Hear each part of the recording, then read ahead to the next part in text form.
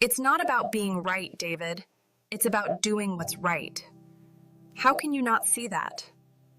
Your new app is harvesting user data without clear consent. You can't just do that because it's profitable. It's not fair to them. It's legal. We outlined it in the terms of service. It's just business, Emily. Everyone's doing it. And that makes it right? You know it doesn't. Deep down, you know there's a standard of decent behavior. You wouldn't want it done to you. Yeah. You're just choosing to ignore it.